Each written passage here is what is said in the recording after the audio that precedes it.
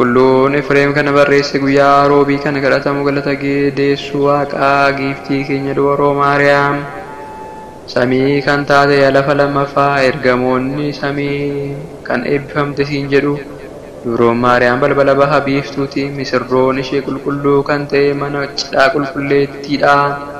Abbaan samii irraa ilaalee kan akka kee hin arganne ilma isaa tokkichas ergee sirraa nama ta'e yaa qulqulleetti nuuf kadhadhu. Waaqa kan deesse giiftii keenya dhaloonni hundumtuu siin qofa galateeffatu yaa magaalaa Waaqayyoo raajonni dubbii dinqii ta'e kan siif dubbatan mana bultii qulqullootaa taateetta. Mootonni lafaa hundumtuu ifa keetiin deemu. Uummataa fi raajonni isaanii ifa keetiin deemu yaa Maariyaam dhaloonni hundumtuu si galateeffatu isa sirraa dhalateefis ni sagadu ni galateeffatus yaa qulqulleetti nuuf kadhadhu. Bishaan bokkaa kan sirraa argame duumessi dhugaasidha. Abbaan mallattoo ilma isaa si taasise hafuurri qulqulluun sirra bule humni Waaqayyoo si golgee yaa Maariyaam bara baraan kan jiraatu jecha abbaa kan ta'e ilma nuu deesse dhufee cubbuurraa nu fayyise gammachuudhaan misiraachoo kan himte yaa Gabriel ergamaa ulfinni siif kenname guddaadha. Gara keenyatti kan dhufe dhaloota gooftaa himte yeroo Maariyaamiinis kennaan kan gootamte Waaqayyo ishee wajjin waan jiruuf gammade jettee misiraachoo itti himte yaa qulqulleetti nuuf kadhadhu. Yaa giiftii surraa argatte hafuurri qulqulluu sirra bule humni Waaqayyoo si golge yaa Maariyaam dhugumatti qulqullicha deesse addunyaa hundumaa kan fayyisu dhufe nu fayyise yaa qulqulleetti nuuf kadhadhu. Aramni keenya hojii dubroo ni galateeffata. Gooftaa fi fayyisaan keenya Yesuus Kiristoos magaalaa Daawititti isheerraa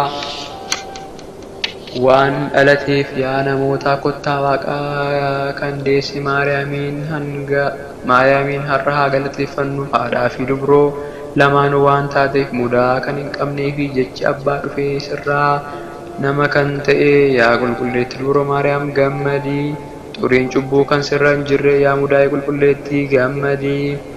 Nama isa duraa Addaamiif jecha Addaam lammaffaa kan ta'e Kiristoosiif mana bultootaa kan taate yaa dubbattuu gannataa gammadii. Abbaa isaa wajjin kan jiraatu tokkicha kan isa baattee gammadii. Miidhagina ulfinaan kan miidhagdee inni dhufee sirraa nama kan ta'e yaa qulqulleetti mana cidhaa gammadii. Ibiddi waaqummaa kan sin gubne yalalistuu baatus gammadii. Waaqa samii kiruubeel irra taa'u fooniin kan baatte tajaajiltuu fi haadha dubroo fi samii gammadii. Kanaafuu ergamoota qulqullaa'oo kan ta'an wajjin gammachuu guddaatiin gammannee haa galateeffannu. Samii irratti Waaqayyoof galanne haa ta'u lafarrattis araarri haa ta'u haa jennu. Ulfinaa fi galata gooftummaas kan qabu inni waan si jaallateef yaa qulqulleetti nuuf kadhadhu. Ulfina qulqullootaarraa ulfina Maariyaamiitu caalaa.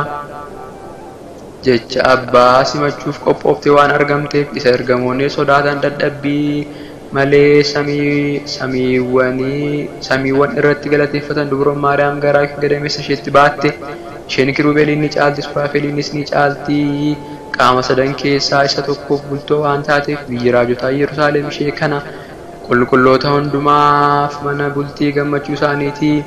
Uummata gaaddidduu dukkanaa fi du'aa jala jiraataniif ifni guddaan ifee fi qulqullootarra bulee kan jiraatu Waaqayyo nu fayyisuuf dubroo adda taaterraa nama ta'e kottaa dinqii kana ilaalaa. Icciitii nuuf mul'ateefis galata galchaa. Nama ta'uu kan hin malle nama ta'eeroo jechi foon uffateera. Foon jalqaban turre dursaa ta'e waaqummaan barri hin lakkaa'amneefis baratu lakkaa'amee fi kan hin beekamnes ifa ni ba'ee kan hin mul'annes ni mul'ate. Dhugumatti ilmi Waaqayyoo nama ta'e duraan kan ture har'as kan jiru yoomiyyuu kan jiraatu Yesuus Kiristoos akka isaaf sagannuuf galateeffannuuf inni Waaqa tokkodha. Yaa qulqulleetti nuuf kadhadhu. Raajichi Hisqeel waa'ee ishee akkana jedhee dhugaa ba'e. Balbala dinqii kan ta'e cufaa jabaadhaan kan cufame kallattii bahaan nan argee Gooftaa jabaa malee gara isheetti galee kan ba'e hin jiru. Yaa qulqulleetti nuuf kadhadhu. Karris balballis fayyisaa keenya kan deesse dubroodha. Erga isa deesseen boodas akkuma duraanii dubrummaadhaan waan jiraatteef harki diina keenyaa isa dhiifamaa hin qabne jalaa dhufee